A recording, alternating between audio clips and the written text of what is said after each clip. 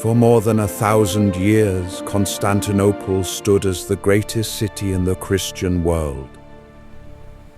Protected by massive stone fortifications known as the Theodosian Walls, the city had survived countless invasions. Persians, Arabs, Bulgarians, and Rus armies had all tried to take it, and all had failed.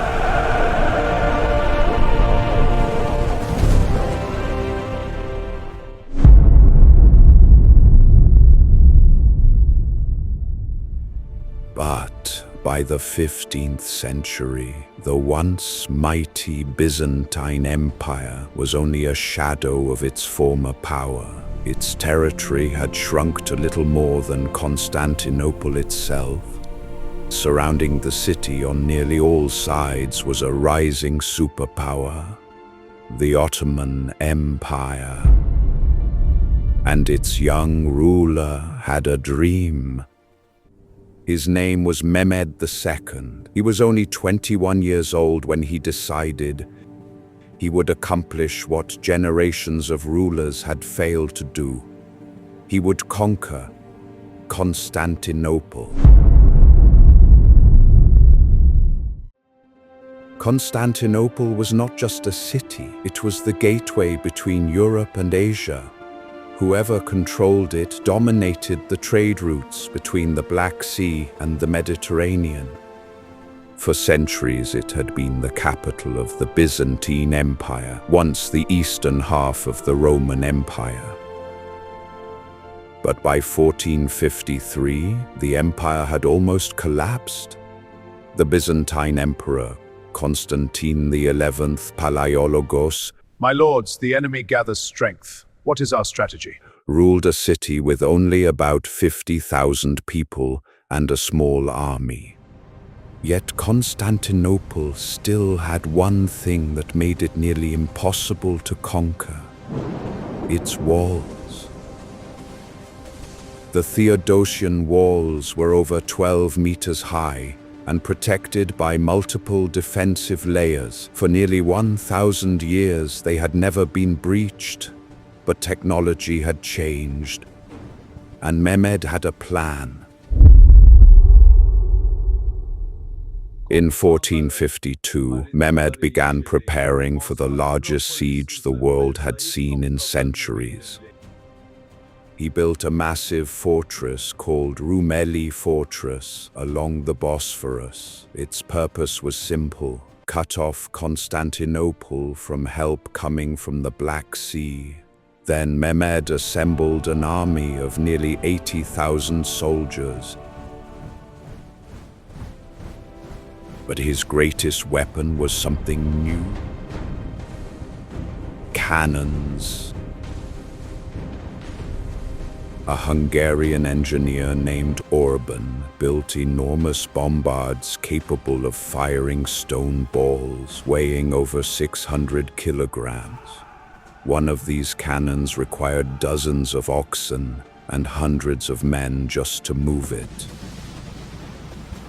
For the first time in history, the legendary walls of Constantinople faced weapons powerful enough to destroy them.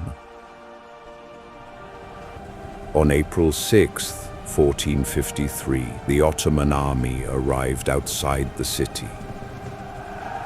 Inside Constantinople, Emperor Constantine XI Palaiologos had only about 7,000 defenders, including Byzantine soldiers and foreign volunteers. Among them was the skilled Genoese commander Giovanni Giustiniani, who helped organize the defense. Victory is within our grasp! For honor! For glory! The Ottomans surrounded the city. Cannons began firing day and night. Huge stone projectiles smashed into the Theodosian Walls, slowly weakening sections that had stood for centuries. Move the stone! Meanwhile, the Byzantines fought desperately to repair the damage each night. But Mehmed had another obstacle to overcome: the harbor.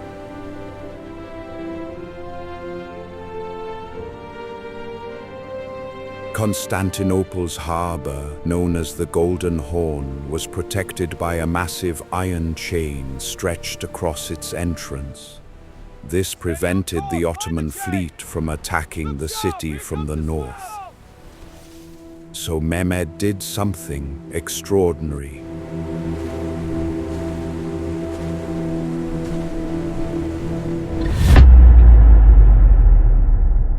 He ordered his ships to be dragged over land using wooden tracks and animal fat as lubricant.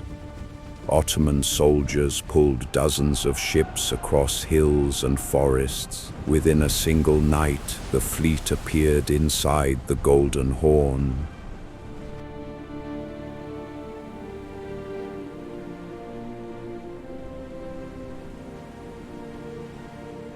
Enemy ships! Look at walls upon us! Behind the city's defenses, the defenders were stunned.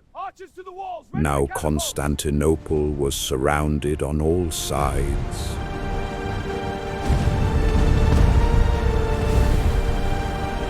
After nearly 2 months of siege, the walls were crumbling. On the night of May 28th, 1453, Mehmed ordered a final, massive assault. Tens of thousands of Ottoman soldiers prepared to storm the city. Before dawn, on May 29th, the attack began. Chargers! Forward! Let the ground tremble beneath our hooves! Wave after wave of soldiers charged the walls.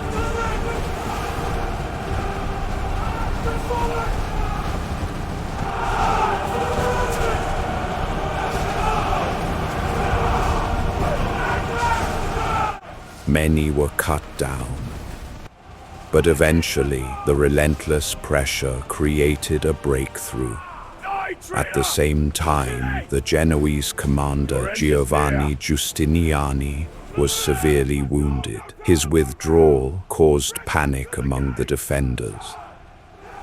The Ottoman elite troops, known as the Janissaries, launched the decisive assault. They broke through the defenses. Constantinople had fallen. Emperor Constantine XI Palaiologos refused to flee. Instead, he joined the fighting and was killed in battle. With his death, the Byzantine Empire, the last remnant of the Roman Empire, came to an end after more than 1,000 years. Mehmed entered the city as its new ruler. Constantinople became the new capital of the Ottoman Empire.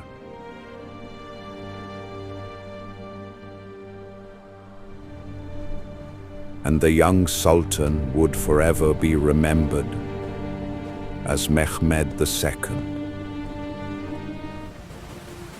The fall of Constantinople shocked Europe. It marked the end of the medieval Byzantine world and the rise of Ottoman power. Many historians also see it as a turning point between the Middle Ages and the modern era. For the Ottomans, it was the beginning of an empire that would dominate the region for centuries.